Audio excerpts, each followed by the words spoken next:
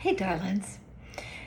Say, this week I'm asking folks at UUCG, this beloved congregation, I'm asking leaders and friends, and now my whole Facebook family to go a little deeper with our thoughts about what's our grounding, what are we resting on, what's the bedrock that we can rely on that helps us to renew and access our resilience for facing these tough times.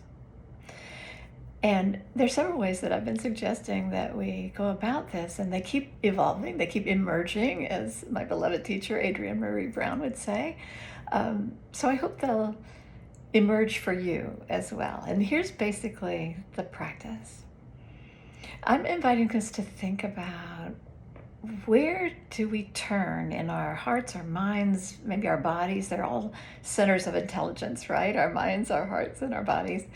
Where do we turn to find our grounding, to find that sense of spaciousness, of enough strength that we can get back up and get out into our day and play our roles, do what we're called to do in the midst of whatever you want to call this, the work of resistance, the work of love, really, of building a better world, a more beloved community for all.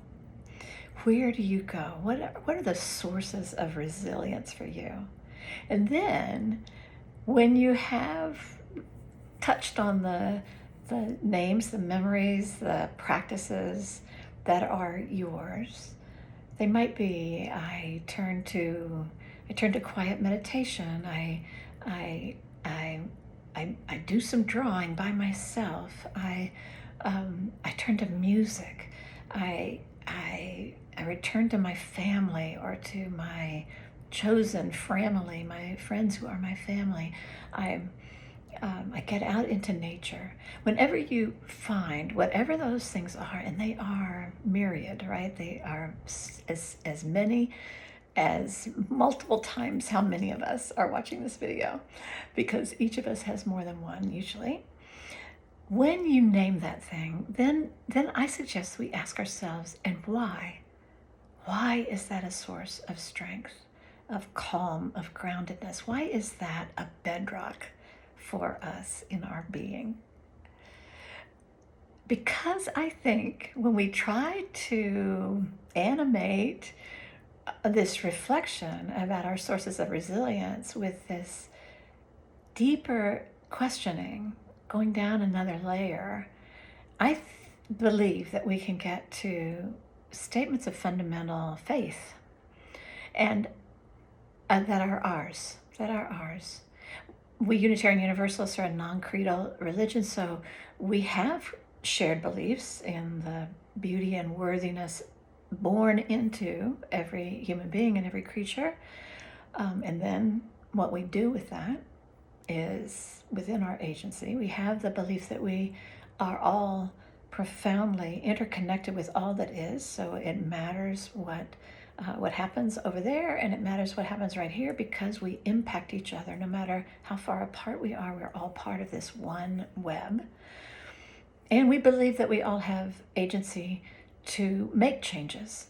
And hopefully, when we are grounded in our deepest sources of resilience and faith, we then are able to embody the best of those actions. We are able to play our parts in creating a better world.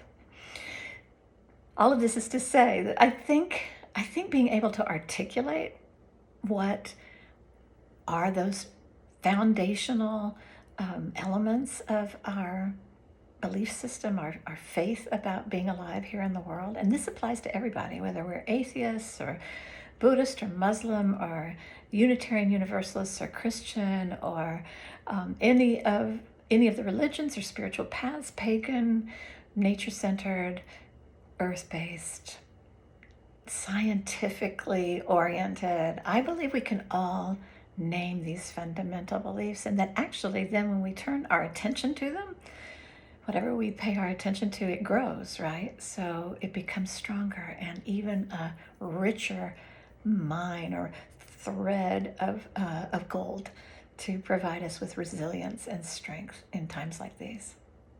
So maybe for you, it's a kind of an experiment. For those of us who've been through some sort of theological training, it is bread and butter to what we've been asked to do for year after year after year in our training and in our work. And yet, even we, especially we Unitarian Universalists, don't always take the time to really settle in and reflect and name what's at the root. So when you think about finding your resilience from being in community, it may be that the underpinning for that is a profound belief in how interconnected we are. I mean, a real root source, knowing that it matters that we're together because it's scientific truth and it's spiritual truth.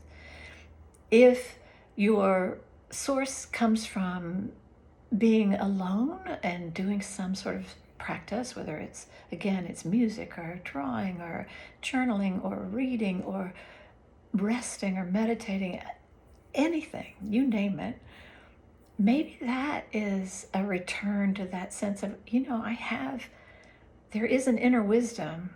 There is a wisdom that flows in and through me, sources that are mine and perhaps come also from something more.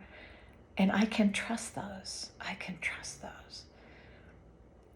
Do you see what I'm saying? There are ways to get at the next layer down, the next geological layer of our grounding, so that we can hit bedrock and we can always return to it. I hope this is a useful practice for you. I love you. Let me know in the comments how it goes for you. See you soon.